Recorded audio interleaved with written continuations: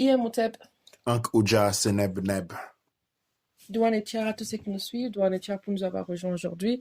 Aujourd'hui, nous allons faire une émission qui va parler plus ou moins de l'élévation de conscience et du moment où on se trouve. Donc, on se trouve à l'œil du cyclone, pour ceux qui ne savent pas, pour beaucoup de raisons. Et on a parlé de la fin des cycles, la fin des temps, la fin de la convergence de plusieurs cycles. On a parlé des promonitions qu'on a vues un peu partout, des changements spirituels, des changements climatiques et vraiment plusieurs changements qui sont en cours aujourd'hui.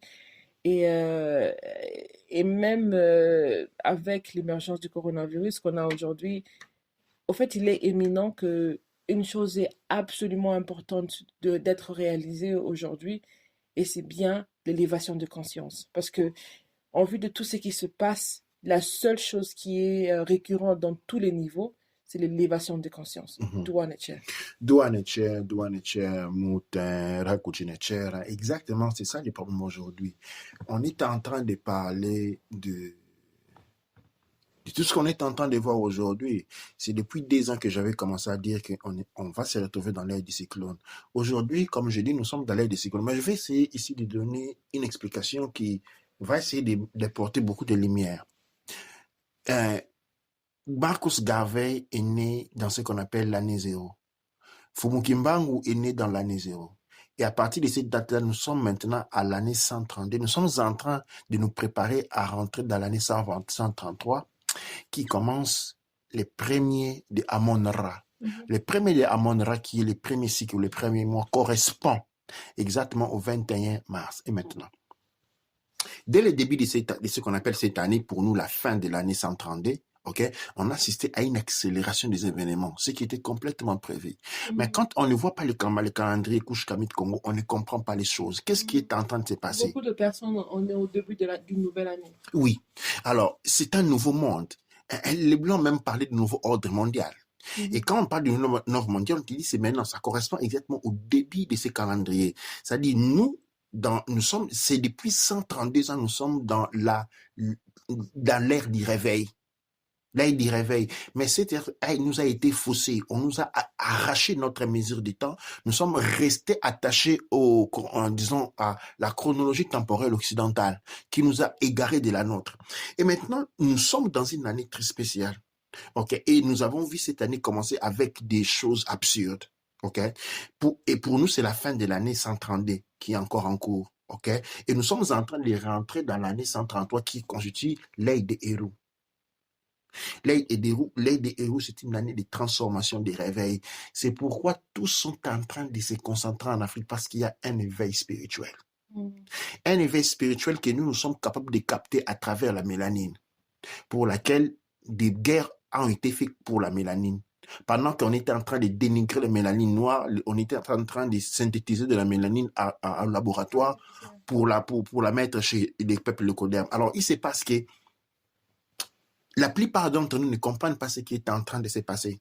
Ce qui est en train de se passer, c'est que nous sommes dans l'année de la prophétie. Et l'année de la prophétie apporte un grand risque en même temps. L'année de la prophétie représente une très grande opportunité, la plus grande qu'on ait jamais vue depuis je ne sais pas moi combien de temps. Okay? L'opportunité qu'on a ici, c'est la même opportunité qu'on a au début des années 1800. Entre 1800 et 1900, c'est l'année où les peuples noirs ont réalisé les plus grands avatars. C'est l'année où on a arrêté l'esclavage. Okay? C'est l'année où on a eu des grandes personnes comme Frederick Douglass. C'est l'année de Fumukimbangu. C'est l'année de Marcus Garvey. Il y a plusieurs noms qui me viennent à l'esprit. Les 5 mousquetaires avec Antenna Firmin. Nous avons plusieurs noms à la cité ici. Nous sommes maintenant autour de la même période. Nous sommes en train de rentrer dans cette phase où il y a une grande éveil, une grande énergie. Cette énergie-là est un champ électromagnétique qui va se manifester en Afrique. Cette grande opportunité, c'est comme, je vais prendre un exemple, la tortue pond les œufs, la tortue des mers pond les œufs à terre. Quand elle pond les œufs, elle recouvre par la terre. Quand les petits éclosent, sortent de l'œuf, c'est la période de l'opportunité parce que la mère va gagner du nouveau peuple. Mais à cette époque-là que tous les vautours sont de tour. Pour nombreuses raisons, parce que j'ai vu un documentaire où il y avait tous ces tortues, parce que c'est pas seulement une tortue, c'est toute une population de tortues Une qui part, qui population qui migrent, sort, ouais. et puis ils reviennent. Et quand ils reviennent, et il y a les vautours qui reviennent non seulement pour prendre des œufs, pour prendre des petits, mais aussi pour reprendre les autres tortues qui reviennent aussi. Donc il y a la chair de tous les deux côtés. Donc c'est vraiment une opportunité où on peut dire il y a la grande opportunité d'avoir un nouveau peuple qui va naître, mais aussi la grande opportunité de maintenant, entre guillemets, attraper aussi le vieux peuple, donc attraper ceux qui ont fait la guerre ou ceux qui ont fait la résistance jusque-là. Ouais. C'est-à-dire, nous sommes dans l'œil des héros et nous sommes dans l'œil des cyclones. L'œil des héros, comme j'ai défini, c'est l'année de la victoire. Mais cette victoire-là n'est pas dite. C'est une opportunité cosmique. Nous devons être en mesure de la gagner. Et nos ennemis, plus que jamais, sont sur la pointe de guerre. Parce qu'ils savent que si nous prenons cette opportunité-là, ils perdent tout ce qu'ils ont. Ils perdent tout ce qu'ils ont. Le peuple lécoderme le sait. Le pouvoir lécoderme, il sait que c'est cette opportunité-là tombe entre les mains des mélanodermes, eh bien, dans 5 à 10 ans, ils auront perdu tout ce qu'ils ont construit depuis le XIIIe siècle. Ils vont tout perdre. Donc, ils mettent les gros paquets. C'est la nature du jeu. C'est la nature du jeu qui puisse mettre les gros paquets. Ça fait partie de la nature du jeu et nous ne pouvons pas les en vouloir pour ça. On ne peut pas en vouloir à une équipe qui sait bien entraîner que toi. Ce que nous sommes en train de voir, c'est une démarche cosmique. C'est une procession de temps. OK? On est arrivé dans une époque où ils sont en train de risquer. OK? Et nous sommes en train de risquer, de bénéficier de cette grande avantage. Et en nous relevant de manière somptueuse. Et changer complètement la face du monde. Dans les prochains 10 à 15 ans, révolutionner complètement la face du monde sous la guide mélanoderme, comme du temps des Kemet, ou nous laisser complètement anéantir. Il n'y a pas la troisième porte. Parce qu'il y a beaucoup de peuples qui pensent que l'anéantissement n'est pas possible, dans le sens qu'on ne peut pas anéantir tout un peuple. Mais les statistiques montrent le contraire. Les Mayas, on ne sait pas où ils sont aujourd'hui. Mais oui, ça On ne sait c'est... pas là où ils sont aujourd'hui. Les peuples Les Indiens entiers sont d'Amérique, partis. on ne sait pas où il reste très peu. En Australie, on n'en parle même plus. Oui, les Incas sont partis sans laisser des traces. Les aborigènes de l'Australie ont été contaminés par des virus qui les ont complètement exterminés, des virus qui ne pouvaient pas contaminer les Blancs, ne pouvaient que contaminer les Noirs, ont été utilisés en Australie. Et ils sont complètement partis. On n'en trouve pas aujourd'hui. C'est des reliques, parler des Noirs de l'Australie aujourd'hui. À aucun enfant, à aucun étudiant de l'école du monde, tu dis Australie, il va passer à un Noir. Ça a des Blancs. Ça dit cette possibilité a toujours été là. Et je le répète, aujourd'hui, on parle de l'Inde et du Pakistan comme des territoires blancs. Ce n'était pas le cas. L'Europe du Sud, ce n'était pas le cas. Hein. Comme, quand vous allez en Espagne, vous trouvez les châteaux des Moors. C'était les régnants de l'Espagne. Aller en Espagne, demander à un enfant, c'est un territoire. Il n'y en a pas. C'est-à-dire, c'est ces points-là où nous faisons beaucoup, nous avons beaucoup de lacunes, l'étude. Et ce qui a construit le monde occidental, c'est le monde occidental a se construit en se basant sur l'ignorance, en investissant sur l'ignorance du monde mélanoderme. Les plus ignorants nous sommes restés, c'est ce qui a garanti leur hégémonisation. Et notre carte, notre joker dans la sortie, c'est basé sur le niveau intellectuel. nous devons connaître les sciences, nous devons comprendre les sciences. Et le monde qui se construit se base sur les sciences. Nous devons arrêter avec ces charlatans qui parlent de spiritualité et des religions chaque jour. Soit-il des religions révélées ou des religions des ancêtres.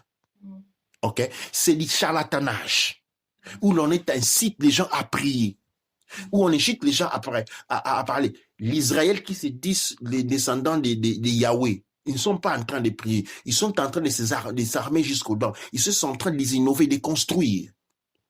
Cette littérature coloniale a été transmise et maintenue dans le monde noir justement pour ne pas nous préparer à l'événement maintenant.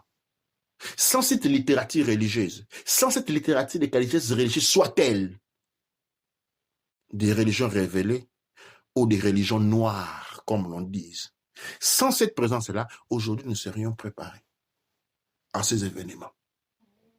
Sans cette présence de la littérature religieuse, soit-il de l'église noire des Afriques ou des musulmans chrétiennes, nous serions très préparés à ces événements que nous sommes en train d'affronter maintenant. Maintenant, il se passe que nous ne sommes pas affrontés et nous ne sommes pas préparés. Et c'est ce manque de préparation qui va faire que nous allons perdre beaucoup de nos peuples. Beaucoup de nos peuples. Je vous le dis, et comme je l'ai toujours dit, je parle franchement et je ne mets pas le dedo dans la bouche. Nous allons perdre quelque chose comme les 80% de notre peuple.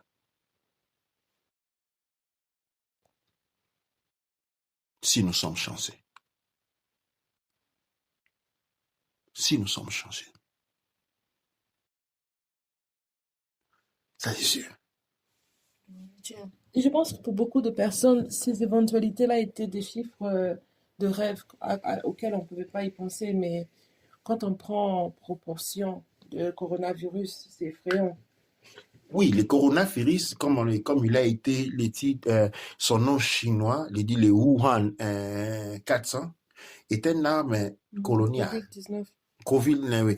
Le Wuhan 400. Ça, c'était selon le livre qui a Le livre, parlé ok. de la prémonition. Oui, cette prémonition, parce que ce n'était pas, cette prémonition n'était pas, c'était pas de la littérature inventive, c'était une prémonition que la personne a trouvée. Et c'était une arme coloniale, de colonisation. Ça signifie quoi? La colonisation en soi a un coût. En termes de l'autre partie qui résiste à la colonisation, de l'argent qu'il faut investir pour disons, combattre, les gérer, et ainsi de suite, que l'Europe était disposée à miser parce qu'il n'avait pas la population pour travailler. La Chine a un problème différent par rapport... La Chine s'oppose à la colonisation avec une psychologie complètement différente. Il n'a pas besoin de main-d'œuvre étrangère. La plupart des pays en Afrique, la République démocratique du Congo, le Gabon, quel est le problème aujourd'hui? C'est-à-dire les Chines qui veulent investir. Non, les Chines n'investissent pas. Ils s'établissent chez vous parce qu'investir signifie on amène le capital sans les main-d'œuvre. Quand on amène la main-d'œuvre, ce n'est pas de la capitale, c'est ce qu'on appelle, c'est de l'expropriation. C'est l'implantation. Okay? La Chine est en train de faire en Afrique ce qu'on appelle l'implantation coloniale. Ayant la Chine une très grande population, une large population, ok? Une des parties de Chine est morte. Comme il y a des territoires en Chine où on évoque avec la masquerine parce qu'elle a été complètement détruite, n'est plus respirable. Il y a des zones en Chine où il faut aller avec une bonbonnière de respiration. On achète l'air en Chine. C'est sonné. Il y a des zones, des territoires en Chine où l'air est irrespirable. On doit acheter des masquerines qui ont des bombes pour respirer. Et toute cette quantité de gens-là va aller ailleurs, parce que ça, c'est une terre vivable. Et ils arrivent en Afrique, mais l'Afrique est peuplée. Et le Wuhan est un virus qui tue la personne, et puis le virus meurt lui-même. La Chine a créé ce qu'on appelle un virus kamikaze. Le kamikaze attaque votre pays, dans les bombardements, il meurt lui-même. Et cette maladie-là, c'est un virus kamikaze. Il vient, il tue et puis il meurt lui-même. De cette manière, l'implantation est pratiquement pacifique. Alors, on dit qu'il y a les États-Unis est en train être en opposition avec la Chine par rapport à la présence chinoise. Mais attention, les États-Unis et la Chine sont les deux pays qui n'ont pas pratiqué la colonisation. Les États-Unis n'ont pas de colonies en Afrique. La Chine n'a pas de colonies en Afrique. L'Europe n'a pas les moyens pour coloniser. Et qui vont être les prochaines personnes à coloniser l'Afrique? C'est normal. Les États-Unis qui viennent avec son groupe des alliés européens et la Chine. Et pourquoi les États-Unis lui aussi développent les Govis-19? Très simple. L'Europe avait une population complètement blanche, pas les États-Unis. Vous n'allez pas demander aux Nord-Américains d'aller coloniser les Noirs chez eux. Ça n'a pas marché. Et donc, ce sont les deux pays qui ont besoin d'une arme biologique de ce genre, de cette portée.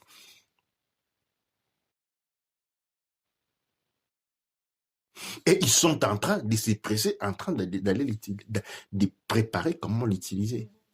Parce qu'il se semble que aujourd'hui, quand on a eu le Wuhan ou le Covid-19 qui s'est propagé en Italie, dans la vraie histoire, parce qu'en général, dans le livre, dans la prophétie, c'est un peu comme si on explique que c'est vrai que le virus il a commencé le développement en Chine, et pas directement par le gouvernement chinois, mais en Chine, dans la zone de Wuhan. Mais ils disent que, alors, et ensuite, il allait se développer en Amérique. Et là, ils parlent d'une complicité plus ou moins avec plusieurs gouvernements qui est implicite et explicite, dans le sens que, dans une des versions du livre, dans une des versions plus vieilles, un peu plus authentiques aussi peut-être, le virus s'appelait Gorky par rapport au fait qu'il y avait, par rapport à une ville de la Russie. Et dans la version plus tard, ça s'appelait Wuhan, par rapport à où le virus a été développé directement. Et maintenant, quand on revient ici, qu'est-ce qu'on voit? C'est que je me rappelle, il y a plus ou moins 2 semaines, en regardant un reportage sur l'Afrique du Sud, on voyait comment toutes les frontières étaient plus ou moins bloquées. Dans les aéroports, il y avait des agents qui testaient des personnes. Toutes les personnes qui sont revenues de la Chine, il y avait des agents qui testaient tout le monde, la température, qui faisaient des checks, similaires aux checks qu'on faisait pendant l'Ebola, pour s'assurer que les personnes peuvent entrer. Mais comme par hasard, en Amérique, il n'y a pas de check, il y a pas de check pareil. Pourquoi? Parce que Trump, ou bien le gouvernement de Trump, avait banni toutes les vérifications. Toutes les mesures de Toutes les précaution. mesures de précaution qui étaient utilisées pour Ebola avaient été mises de côté, donc jetées. Donc ça veut dire que le gouvernement il est resté comme ça. L'Europe, avec l'Union européenne et le manque de frontières, de même. L'Union européenne a voté dernièrement qu'on ne devait pas affronter, aucun pays européen devait former les frontières avec l'Italie. Et on sait que dans par amitié ou par précaution du virus? Va demander. On sait que dans les manifestes de Philadelphie, dans l'aéroport, on a les projets d'élimination de 3/4 de la population mondiale. Nous avons vu comment la peste est arrivée, la peste noire, comme on dit, comme toujours. Et on nous met tous sur les dos, même si nous n'étions même pas là. Et elle est arrivée, on ne sait pas d'où elle est arrivée, elle est partie. On a dit que c'était les souris qui avaient apporté la peste. Les souris étaient là avant et après la peste. Ce sont les personnes qui sont mortes et pas les souris. Comme les singes à l'Ebola. Exactement, comme les singes d'Ebola. Exactement. Les singes sont toujours là, mais il n'y a plus d'Ebola. Et maintenant, pas des chauves-souris pour les Covid, mais les chauves-souris vont rester là. Et c'est-à-dire, en plus, apparemment, c'est un virus qui se transmet entre êtres humains, mais c'est un singe ou une chauve-souris ou des souris qui commencent ce virus. Absolument. Ce que nous sommes en train de vivre ici, c'est la bataille des Hérodes. Hérode sait que son temps est fini et il doit tout tuer. Mais le temps, je l'ai dit, le temps du monde blanc a fini il y a 132 ans. Ils ont une dette avec nous. Le monde mélanoderme a une dette. Le monde l'écoderme et centroderme ont une dette au monde mélanoderme de 132 ans. Ils nous doivent 132 ans. Pourquoi 132 ans et pourquoi pas les plus ou moins 2000 ans ou 400 ans ou comme ça? Parce que 132 ans, c'était l'ère de l'éveil noir. les mères mélanodermes. Et ils nous ont forcés à sortir de notre ligne des temps. Ils nous ont volé notre ligne des temps en nous forçant à vivre sur notre leur ligne des temps. Et cela nous a handicapés pendant 132 ans. Donc, ce que tu veux dire, c'est que c'était la période où on n'aurait pas parlé de fin d'esclavage ou la colonisation même, ça devait normalement être liberté. Oui, l'esclavage a été fini. OK? Pendant 1800, l'esclavage était fini. L'esclavage fini dans le XVIIIe siècle. OK, non? Après, nous arrivons à Garvey, l'avènement de Garvey, maintenant la libération, l'éveil qui commence. Nous sommes rentrés dans un ère. Ils ont des dettes à nous par rapport à tout cela qui est dans le passé. Mais dans l'ère de Garvey, ils ont une dette de 132 ans avec nous. 132 ans qu'ils ont avec nous. Et nous avons accumulé un manque de développement, un manque de ressoulèvement de 132 ans. C'est pourquoi il nous est difficile de comprendre l'année du cyclone, l'année de l'œil de Héroux d'aujourd'hui. Parce que c'était l'époque où nous devrions faire boum, en se basant sur une évolution qui avait déjà été commencée pendant 132 ans. Nous rentrions maintenant dans l'âge de l'or. Parce que notre libération, c'est à 130, c'est-à-dire à l'année zéro. Et donc, c'est comme les, entre guillemets, pour voler de les Illuminati, parlent d'un âge d'or de 1000 ans de paix. Ouais. Nous aurions dit travailler, construire notre monde pendant 132 ans et arriver maintenant à l'âge d'or, à l'apogée. Nous devrions commencer notre projet de maintenant, à l'année 133. Après la sortie et toute la traversée. Nous sommes sortis de l'esclavage, et puis on a fait une traversée dans le désert. Maintenant, nous arrivons à 133, l'âge d'or, l'œil de Héroux. Maintenant, à cet âge, nous rêvons à 133, nous ne sommes pas prêts à l'apogée. Nous n'avons pas été, nous ne sommes pas construits. Et c'est là que la situation devient difficile. C'est là que les jeux deviennent difficiles. Ça ne devait pas être. La libération, c'est depuis l'année zéro.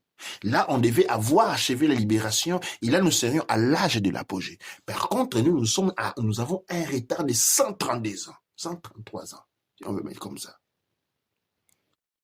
Et c'est pourquoi, comme c'est l'âge de l'apogée, l'Occident qui sait à profiter de nous, en nous maintenant pauvres et ayant absorbé notre évolution, veille aussi absorber l'apogée.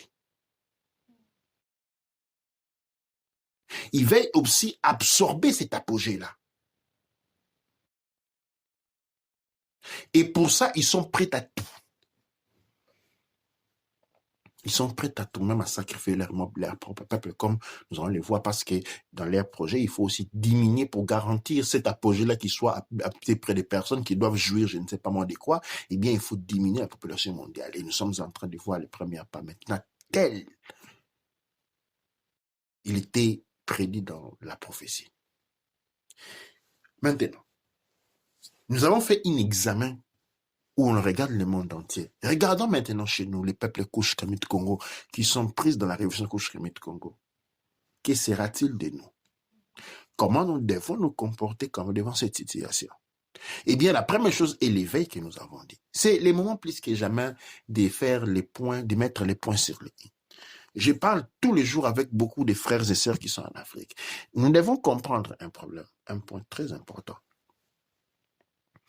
Nous avons ce que nous appelons des pouvoirs gouvernementaux qui ont démontré depuis toujours et encore aujourd'hui plus que jamais qu'ils ne travaillent pas pour nous, qui ne sont pas élus par nous, qui sont imposés. Prenons l'exemple, par exemple, je donne un exemple pareil comme ça.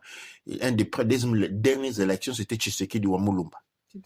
Félix Tshisekedi, ok, qui lui est arrivé troisième dans les soi-disant élections, mais c'est lui qui a pris la primature, qui lui garantit la primature.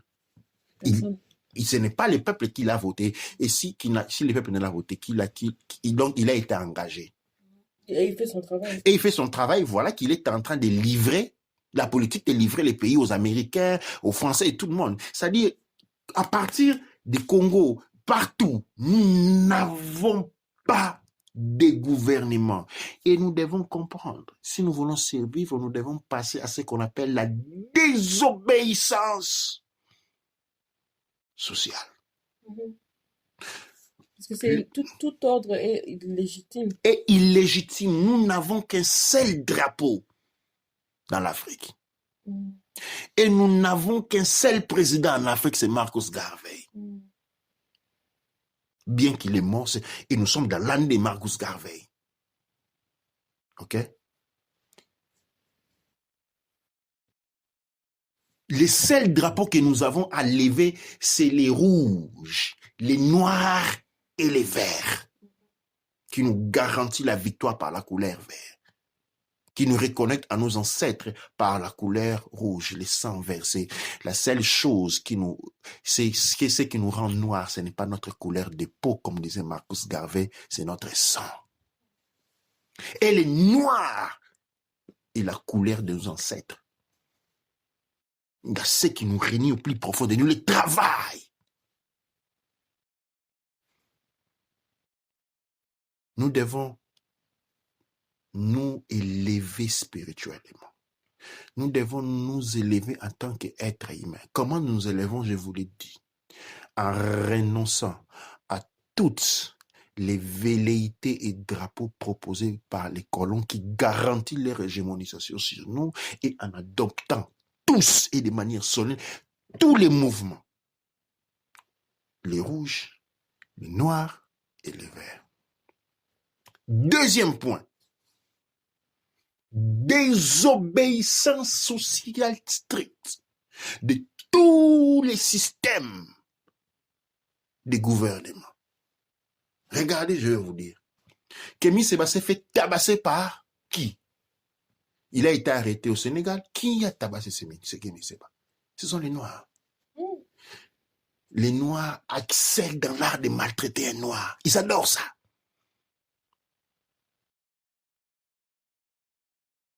Les nègres, c'est ça. Parce qu'il y a des couches Kamit Congo et puis il y a les nègres, qui sont les Noirs, ceux qui ont été dénigrés. Ils excellent dans l'art de haïr et de maltraiter les Noirs. Quand on vous arrête, même en Europe, là, vous allez être très content. On va vous donner à manger par les Blancs. Mais quand c'est votre frère qui vous arrête, la manière dont il va te taper, c'est comme si il avait un problème personnel avec toi. Mais vous ne vous êtes jamais vu. Mais quand il se trouve devant un Blanc, c'est le respect, c'est comme s'il était devant un Dieu. En fait, c'est son Dieu.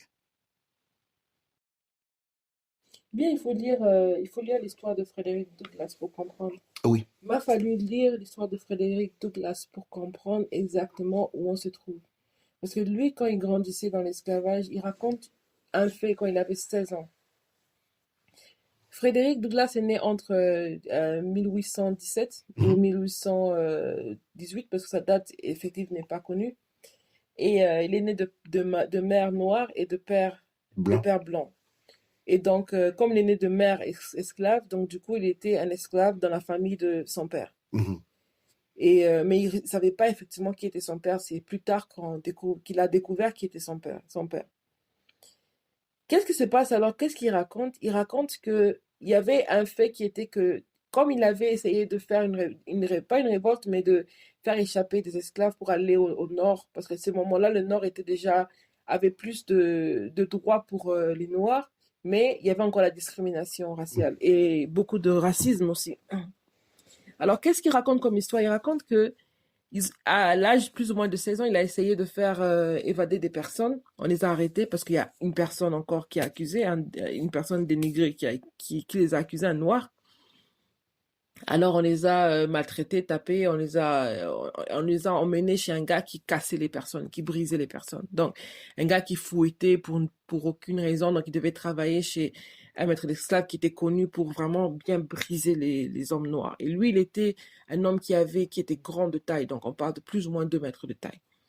Alors il arrive là-bas et vous avez un blanc qui vient qui doit vous fouetter et tout. Et ce jour-là, il dit assez, c'est assez, j'ai déjà eu beaucoup de fouets, ça sert à rien. Il faut juste parler, t'as pas besoin de me taper. Donc, il refuse le fouet. Et alors, il passe quelque chose comme 2 heures où il raconte comment pendant 2 heures, effectivement, le maître réalise qu'il est plus fort que lui. Mais seulement, il ne peut même pas penser à frapper le maître d'esclaves, parce que s'il le faisait, ça signifiait la mort pour lui, directement. Donc, en sachant que taper, donc directement taper son maître ou le faire du mal, ça allait résoudre à sa mort à lui, il devait se défendre sans pour autant le frapper en retour. Donc, ils ont eu cette situation pendant 2 heures. D'autres personnes sont venues, ils sont partis, mais c'était vraiment 2 heures de combat comme ça. Parce que le point, c'était que, jusqu'à ce que les deux sont devenus fatigués. Lui, évidemment, parce qu'il était en train d'essayer d'éviter des coups, et le seul moyen qu'il pouvait les taper, c'est en évitant les coups, il peut le lancer. Par exemple, si on prend un coup et puis il évite et le balade de l'autre côté. Mais il ne pouvait pas directement le faire du mal. Il devait seulement se défendre. Et en lisant ça, je me suis rendu compte et je me suis rendu compte de la situation des Noirs en Amérique. Et j'ai même compris pourquoi les Noirs américains, ils haïssent les Africains. Et je peux comprendre ça. Ouais. Parce que jusqu'à aujourd'hui, ils sont toujours dans une situation où quand il y a un officier blanc, surtout une police blanche, qui vient avec son arme, tu peux pas te défendre, tu peux rien faire, tu dois juste éviter ses coups. Ouais. Donc tu peux même pas te protéger, tu peux rien faire. Peu importe ta force. Donc, si un officier de police vient te taper sans raison, tu peux pas te défendre. Donc, si cette personne est folle, tu peux pas te défendre. La seule chose que tu peux faire, c'est éviter d'avoir mal ou te protéger. Parce que du moment où tu fais quelque chose pour te défendre qui peut être une attaque, automatiquement, à ce moment-là, tu étais tué. Comme aujourd'hui, on exécute les Noirs en route. Absolument. Comme auparavant. Beaucoup de frères des États-Unis, on le disent, que quand ils sortent le matin, ils ne savent pas quand ils vont rentrer le soir. Les premiers policiers noirs qui avaient eu au département des polices américaines n'avaient pas le droit d'arrêter les Blancs. Ils n'avaient aucun droit d'interpeller un Blanc au cours de la route tout en étant un policier. Les tout premiers agents de l'FBI noir qui avait été engagé, eh bien, c'est celui qui avait été engagé pour détruire Marcus Garvey. Oh non. Oui, c'est le tout premier agent de l'FBI noir. C'est lui qui a été engagé pour détruire Marcus Garvey. Les gars étaient même longevides parce que c'est lui qui va même organiser l'assassinat de Malcolm X. C'est lui qui va organiser l'assassinat de Dr. King, le même noir. Vous voyez? Et ça, c'est les problèmes aujourd'hui. C'est pourquoi, si notre peuple, si les peuples couches comme de Congo, c'est ça le point. S'il sent qu'il n'est pas en mesure de se lever, de se rebeller contre l'autorité gouvernementale établie de manière coloniale en Afrique, eh bien, il est mort. Parce que c'est ça l'enclime. Les forces coloniales étrangères, c'est les marteaux. Le système gouvernemental africain, c'est l'enclime. Et on se retrouve entre les marteaux et l'enclime. Il ne peut y avoir que des martèlements. Il peut y avoir... Et pour éviter les marteaux, il faut d'abord se débarrasser de l'enclime pour réduire la force du marteau. Et c'est ce qui a permis, par exemple, la libération de Nkrumah, quand Nkrumah avait été arrêté. La désobéissance. Regardez, cette désobéissance aujourd'hui est dans une situation précaire. Parce que qui sont en train de détruire vraiment en Afrique? Ce sont les Africains.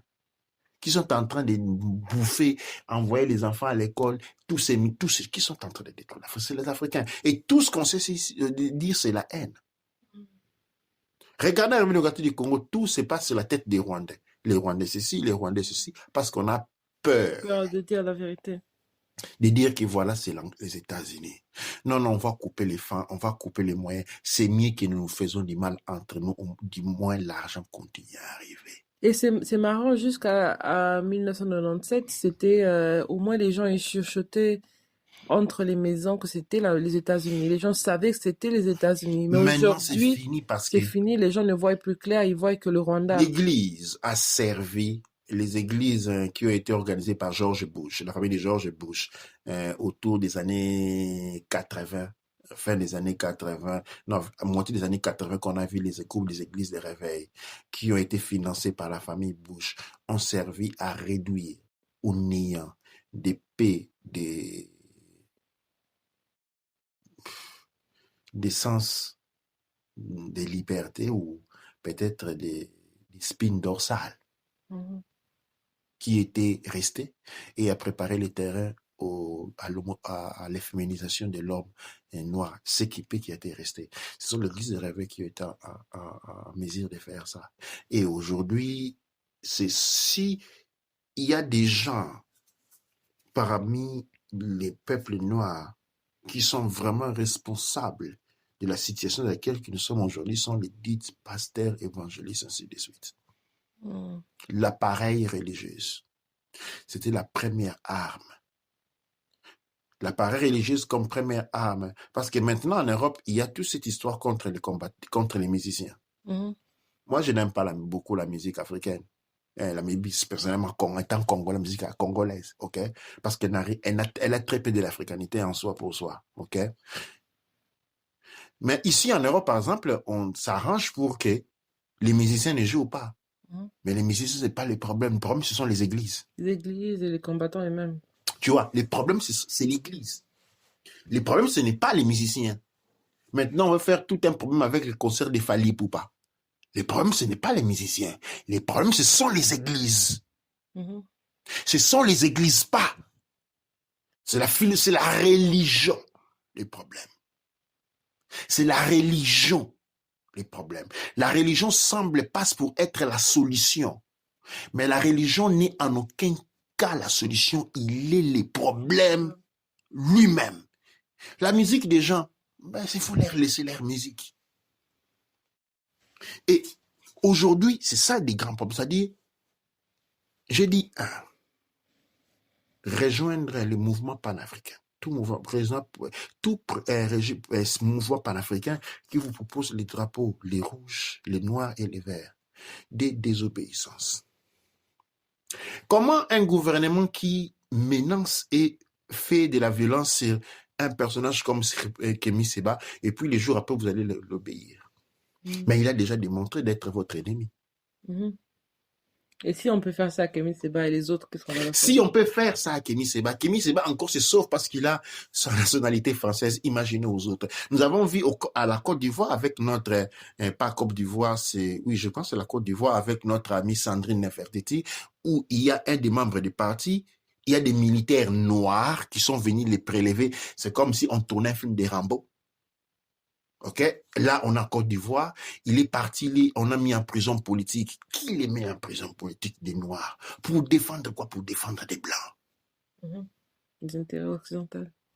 Et c'est ces gouvernements-là. Qui vendent la terre des ancêtres avec pour. Exactement. Et c'est le même gouvernement que nous acceptons par la suite. Il faut essayer d'aller, il faut essayer d'aller acheter un terrain en Chine. Et impossible. En tant qu'étranger, quand tous ceux qui vont acheter des choses en Chine, ils savent très bien. Tu achètes, tu vas vendre chez toi, tu ne peux pas vendre quelque chose en Chine. Tu ne peux rien acheter, tu ne peux pas acheter de la terre en Chine. Mais ils nous vendent nos territoires, la terre de nos ancêtres à ces gens-là. Et qu'est-ce qu'après? Le problème est que c'est le peuple lui-même, ok, qui continue à obéir à ces personnes. Mhm. Mais ça a commencé, justement, ça a commencé avec, j'ai envie de dire, avec toute la liste des combattants. Moi, ils doivent vraiment faire un examen de conscience et réaliser que c'est eux qui ont ouvert tout ce ruisseau, toute cette chaîne d'eau. Pourquoi? Parce que, arrivé à un moment, les gens ont commencé à vendre leurs parcelles, vendre leurs maisons pour arriver en Europe. Oui. Donc, c'est des personnes qui ont une maison, une terre fertile qui peuvent faire pousser de la nourriture.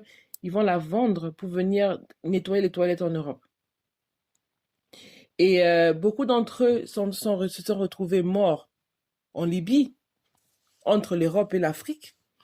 Et puis, les terrains deviennent vides, plus ou moins. Parce que les terrains, il y a plus personne, surtout dans les terrains des villages, il n'y a plus personne pour les réclamer. Absolument. Donc, ça, c'est une hypothèse. La deuxième, c'est quoi? C'est que les personnes qui ont reçu arriver en Europe, qui sont maintenant en Europe, qui ont travaillé, peu importe le travail qu'ils ont fait, ils ont eu une avance comparée aux autres parce que il y a la dévaluation des monnaies africaines, la dévaluation de style de vie africain. Tout ce que les Africains font ne sont pas bien, c'est mauvais. Et on oublie très bien qu'à l'époque de Mobutu et à l'époque de quand le Nigeria était Nigeria, un dollar, une monnaie nigérienne valait 2 dollars américains. Et ça, on ne le dit pas. Une unité de la monnaie nigérienne, ouais. Un naira valait 2 dollars. Un franc congolais ou un zaïrois valait 3 dollars. Un makuta valait 3 dollars. Et ça, on l'oublie complètement. Et donc maintenant, on arrive dans une situation où les monnaies sont dévaluées, les ressources sont pillées, ou je dirais même les minéraux et l'essence de vie est pillée de chez nous. Et alors, on a des personnes qui viennent travailler ici, qui sont payées par l'essence de vie qui vient de chez toi. Et avec cet argent, les personnes commençaient à acheter des parcelles qu'ils vont jamais habiter pour créer de grandes maisons. On voyait l'argent à la famille qui va créer des maisons pour eux. Des personnes qui n'ont jamais construit une maison, n'ont jamais géré un projet de construction, sont mis là pour construire une maison, pour montrer aux autres que moi j'ai une maison parce que j'ai vendu une parcelle avant et j'ai envoyé mon fils ou ma fille en Europe, maintenant qu'il vient me racheter une autre parcelle. Et puis, qu'est-ce qui se passe, c'est que, en général, au fur et à mesure que le temps progressait, ça fait que maintenant, c'était normal pour une personne de se dire que c'est mieux d'avoir une personne, un Congolais ou un Nigérien ou un Camerounais qui vient de l'Europe acheter une maison, c'était meilleur que vendre à un Congolais, un Camerounais ou un Nigérien qui est dans son pays. Parce qu'ils vont payer plus.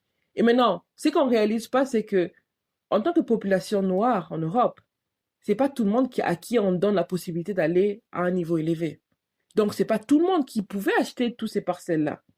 Et il y a quelqu'un qui peut acheter tous ces territoires à un prix élevé parce que c'est eux qui impriment les billets. Soi-disant, les voleurs des banques, on a ceux qui impriment les billets, on a ceux qui créent le système de crise, on a ceux qui créent les guerres en Afrique, on a ceux qui créent les virus pour décimer les populations. Et ces personnes-là, et encore une fois, il faut lire le livre pour bien comprendre, et ces personnes-là, c'est eux qui achètent des territoires pour en faire ce qu'ils veulent avec.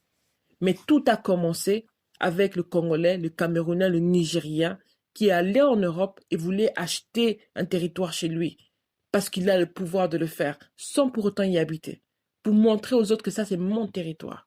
Regarde ce que j'ai créé. Et c'est là où tout a commencé. Ouais. Douane-Tia, absolument.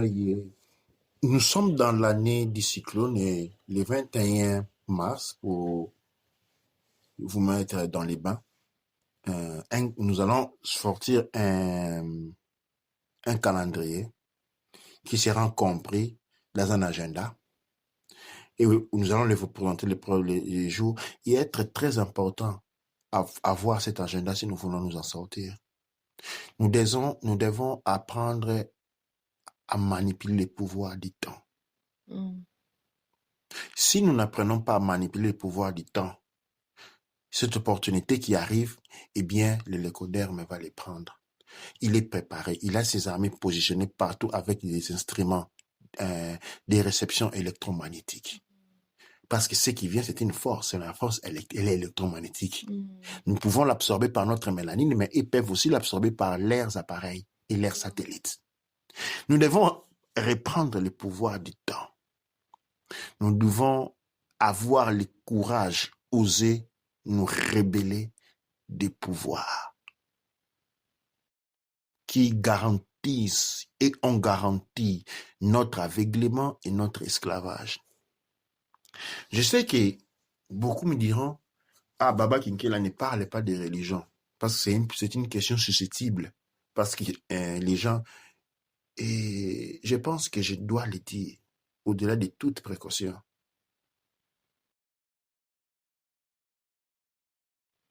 Ces religions vont vous enterrer. Comme ils ont fait avec vos ancêtres. Comme ils l'ont fait avec vos ancêtres. Souvenez-vous, pendant l'esclavage, les gens étaient déjà chrétiens. L'esclave était un très bon chrétien. Parce qu'on ne pouvait pas acheter un esclave qui n'était pas chrétien. Vos ancêtres, les esclaves, étaient des chrétiens. Mhm. Dans la colonisation, pire encore. Mhm. Et vous êtes les mêmes. Et pendant l'abolition de l'esclavage, effectivement, Pire le encore. livre de Frédéric Douglass montre que l'affrontement entre les Noirs du Nord et du Sud parle de comment dans le Sud, on leur disait qu'un bon chrétien, c'est un noir qui accepte sa position.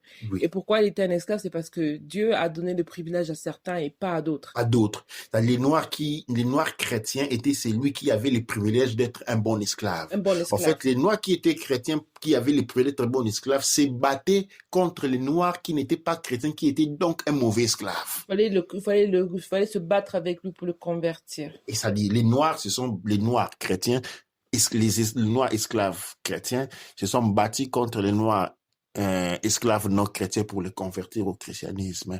Nous devons comprendre, ces religions vont vous enterrer.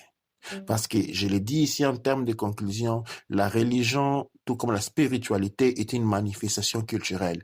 On ne peut pas parler de religion ou de spiritualité sans culture. Quand chaque fois que vous avez une religion, une spiritualité qui ne tient pas compte de ces dimensions culturelles, eh bien, vous avez devant vous un instrument d'emprisonnement, d'esclavage propagandiste. Mhm. Et si nous visons survivre, eh bien, la voie, le choix est la vôtre. Voulons-nous survivre? Voulons-nous reconstruire notre monde? Eh bien, les choix sont clairs. C'est pile ou face. C'est A ou B. Il n'y a pas de terme de milieu. Oui, on va vous dire, on est en train de dire maintenant que la chloroquine est sortie, qu'il est capable de guérir les virus. Et déjà sur le net, on fait montre. Je vais vous dire une chose. Tout ce que la chloroquine aura pour objet, comme élément, c'est celui de permettre cet élément de muter. Mhm.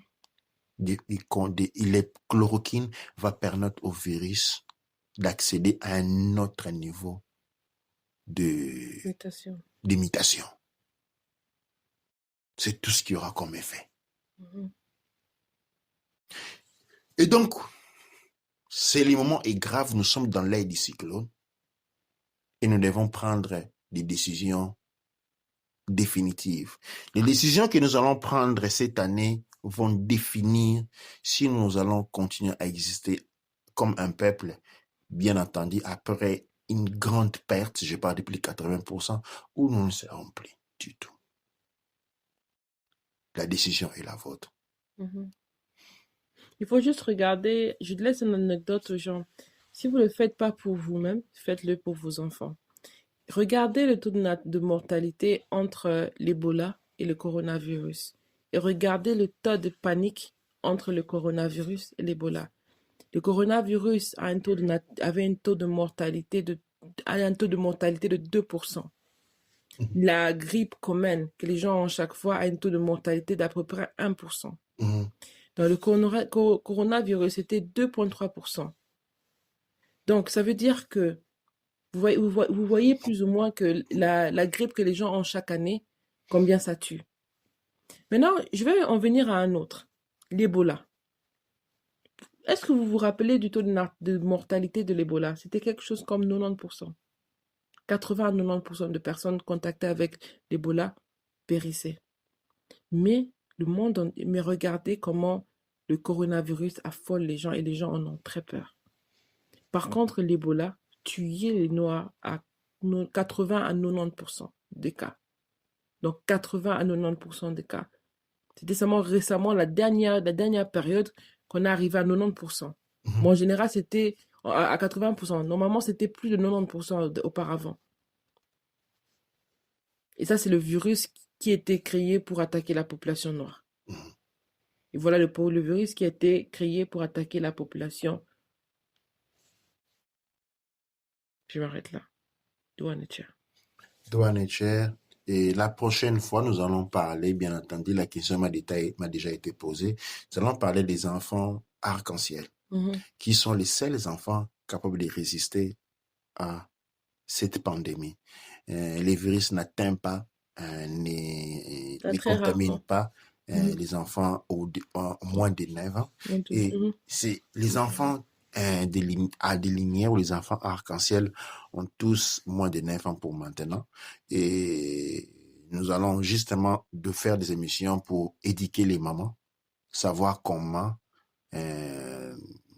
disons, ça, j'ai eu déjà des questions des gens qui ont posé mais qui ont voulu me contacter parce qu'ils pensent avoir des enfants arc-en-ciel et nous allons faire des émissions dessus. Nous allons en parler dessus. Nous allons rentrer en profondeur dessus dans les prochaines émissions tout en ne laissant pas de côté l'émergence coronavirus qui constitue un des sujets préférentiels. Et nous allons en parler encore vendredi au Rao et Tepou. Nous allons en parler encore samedi sur Hors du temps et de l'espace. Pour maintenant, nous vous laissons, souhaitons bonne réflexion.